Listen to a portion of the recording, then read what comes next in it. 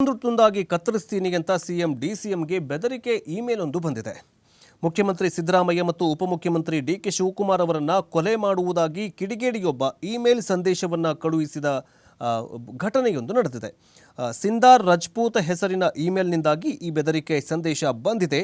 ಸಿದ್ದರಾಮಯ್ಯ ಮತ್ತು ಡಿಕೆ ಶಿವಕುಮಾರ್ ಅವರನ್ನು ತುಂಡು ತುಂಡಾಗಿ ಕತ್ತರಿಸಿ ಫ್ರಿಡ್ಜ್ ಮತ್ತು ಟ್ರಾಲಿ ಬ್ಯಾಗ್ಗೆ ತುಂಬುವುದಾಗಿ ಇಮೇಲ್ ಸಂದೇಶದಲ್ಲಿ ಬೆದರಿಕೆಯನ್ನು ಹಾಕಲಾಗಿದೆ.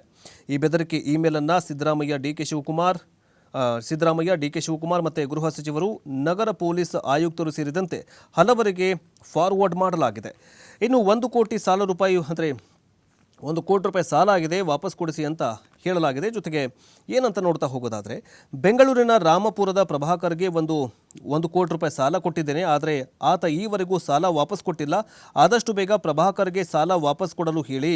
ಪ್ರಭಾಕರ್ನನ್ನು ನಾದಿನಿ ಪೋಷಕರ ಮನೆಯಲ್ಲಿ ದುಡ್ಡು ಅಡಗಿಸಿಟ್ಟಿದ್ದಾನೆ. ಪ್ರಭಾಕರ್ನ ಬಳಿ 3 ಸೆಲ್ ಫೋನ್ಗಳಿದ್ದಾವೆ.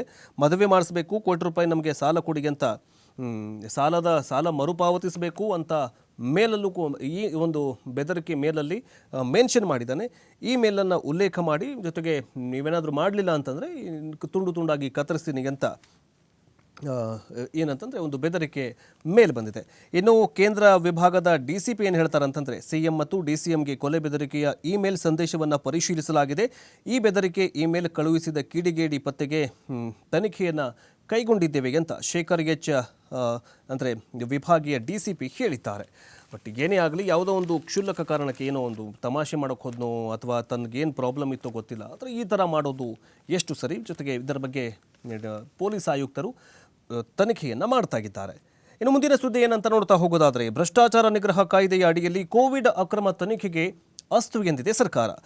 ಕೋವಿಡ್ ಬಹುಕೋಟಿ ಹಗರಣ ಸಂಬಂಧ ಆರೋಪಿತ ಅಧಿಕಾರಿಗಳ ವಿರುದ್ಧ ಭ್ರಷ್ಟಾಚಾರ ನಿಗ್ರಹ ಕಾಯ್ದೆಯ ಅಡಿಯಲ್ಲಿ ತನಿಖೆ ನಡೆಸುವುದಕ್ಕೆ ರಾಜ್ಯ ಸರ್ಕಾರ CIDಗೆ ಹಸಿರು ನಿಶಾನೆಯನ್ನು ತೋರಿದೆ.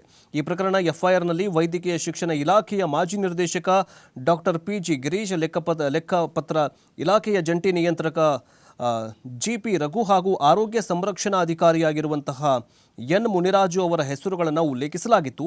ತನ್ನ ಇಲಾಖೆಯ ಆರೋಪಿತ ಅಧಿಕಾರಿಗಳ ವಿರುದ್ಧ ತನಿಖೆಗೆ ಮಂಗಳವಾರ ವೈದ್ಯಕೀಯ ಶಿಕ್ಷಣ ಇಲಾಖೆ ಅನುಮತಿಯನ್ನು ನೀಡಿದೆ ಅಂತ CID ಉನ್ನತ ಮೂಲಗಳು ತಿಳಿಸಿವೆ. ಮೊನ್ನೆಷ್ಟೇ ಹೇಳಿದ್ವಿ ನಾವು, ಕೋವಿಡ್ನಲ್ಲಿ ಬಹುಕೋಟಿ ಹಗರಣ ಆಗಿದೆ. ಅದರ ಬಗ್ಗೆ ಏನಂತಂದರೆ, ಈ ಒಂದು ಕೋವಿಡ್ ಹಗರಣ ಯಾವಾಗಾಯಿತು? CM ಅಂದರೆ ಈ BJP ಕಾಲದಲ್ಲಿ ಆಗಿದೆ. ಈ BJP ಕಾಲದಲ್ಲಿ ಎಷ್ಟು ಕೋಟಿ ಹಗರಣ ಆಗಿದೆ ಅಂತ ಇದೇ ಬಸನಗೌಡ ಪಾಟೀಲ್ ಯತ್ನಾಳ್ ಅವರು ಹೇಳಿದರು. ಓಪನ್ ಆಗಿ ಈ ಒಂದು ಕೋವಿಡ್ ಹಗರಣ ನಡೆದಿದೆ. ಏನಂತಂದರೆ, ಕುಟುಂಬ ರಾಜಕಾರಣ ಮಾಡ್ತಾ ಇರುವಂಥವರೇ ದೊಡ್ಡ ಹಗರಣವನ್ನು ಮಾಡಿದ್ದಾರೆ, ಅವರನ್ನು ಫಸ್ಟ್ ಕಿತ್ತು ಬಿಸಾಕಬೇಕು ಅಂತ ಬಸನಗೌಡ ಪಾಟೀಲ್ ಯತ್ನಾಳ್ ಅವರೇ ಮೊದಲ ಬಾರಿಗೆ ಗುಡುಗಿದ್ರು. ಆವಾಗ ಏನು ಜನರಿಗೆ ಗೊತ್ತಾಗ್ಬಿಡತ್ತೆ, ಕೋವಿಡ್ PPE ಕಿಟ್ಟಿಂದ ಹಿಡ್ಕೊಂಡು ಮಾಸ್ಕ್ ಹಾಕುವವರೆಗೂ ಎಲ್ಲವೂ ಕೂಡ ದೊಡ್ಡ ಹಗರಣ ಆಗಿದೆ, BJP ಸರ್ಕಾರದಲ್ಲಿ ಹಗರಣ ಆಗಿದೆ ಅಂತ ಮೊಟ್ಟ ಮೊದಲ ಬಾರಿಗೆ ಬಸನಗೌಡ ಪಾಟೀಲ್ ಯತ್ನಾಳ್ ಅವರು ಧ್ವನಿಯನ್ನು ಎತ್ತಿದ್ರು. ಆದರೆ ಈಗ ಈ ಒಂದು ಹೇಳಿಕೆಯ ಪರವಾಗಿ, ಅಂದರೆ ರಾಜ್ಯ ಸರ್ಕಾರ, ಈಗ ಕಾಂಗ್ರೆಸ್ ಸರ್ಕಾರ ಈ ಒಂದು ಬಹುಕೋಟಿ ಕೋವಿಡ್ ಹಗರಣಕ್ಕೆ ಸಂಬಂಧಿಸಿದಂತೆ CID ಮುಂದಿನ ತನಿಖೆಯನ್ನು ಮಾಡೋದಕ್ಕೆ ಮುಂದಾಗಿದೆ. ಕೋವಿಡ್ ಕಾಲದಲ್ಲಿ ವೈದ್ಯಕೀಯ ಶಿಕ್ಷಣ ಇಲಾಖೆಯ ಮೂಲಕ N95 ಮಾಸ್ಕ್ ಮತ್ತು PPE ಕಿಟ್ ಸೇರಿದಂತೆ ಇತರೆ ಉಪಕರಣಗಳು ಖರೀದಿಯಲ್ಲಿ 167 ಕೋಟಿ ರೂಪಾಯಿ ಅಕ್ರಮ ನಡೆದಿದೆ ಅಂತ ಆರೋಪಿಸಲಾಗಿತ್ತು. ಈ ಸಂಬಂಧ 2014 ಡಿಸೆಂಬರ್ 13ರಂದು ವೈದ್ಯಕೀಯ ಶಿಕ್ಷಣ ಇಲಾಖೆಯ ಮುಖ್ಯ ಲೆಕ್ಕಾಧಿಕಾರಿ ಡಾಕ್ಟರ್ M ವಿಷ್ಣು ಪ್ರಸಾದ್ ದೂರನ್ನು ನೀಡಿದರು. ಇದರ ಬಗ್ಗೆ ತನಿಖೆಯನ್ನು ಮಾಡ್ತೀವಿ ಅಂತ ಹೇಳಿದರು. ಆದರೆ ಇದನ್ನು ಬರೀ ಪೊಲಿಟಿಕಲಿಯಾಗಿ ಕಾಂಗ್ರೆಸ್ನವರು ಉಪಯೋಗಿಸ್ಕೊಳ್ಳಿಲ್ಲ. BJP ಅವರು ಈಗೇನಂತಂದರೆ ಬೆಲೆ ಏರಿಕೆ ವಿರುದ್ಧ ಹೋರಾಟ ಮಾಡ್ತಿದ್ದಾರೆ, ಭ್ರಷ್ಟಾಚಾರದ ವಿರುದ್ಧ ಹೋರಾಟ ಮಾಡ್ತಿದ್ದಾರೆ. ಕಾಂಗ್ರೆಸ್ನವರು ಕೂಡ ಮೊದಲು ಇದನ್ನು PPE ಕಿಟ್ಟು ಜೊತೆಗೆ ಈ ಮಾಸ್ಕ್ಗಳ ಬಗ್ಗೆ, ಅಂದರೆ ಕೋವಿಡ್ನಲ್ಲಿ ಏನೆಲ್ಲ ಹಗರಣ ಆಯಿತು ಅನ್ನೋದನ್ನು ರಾಜಕೀಯವಾಗಿ ಬಳಸ್ಕೊಂಡ್ರು. ಆದರೆ ಈಗ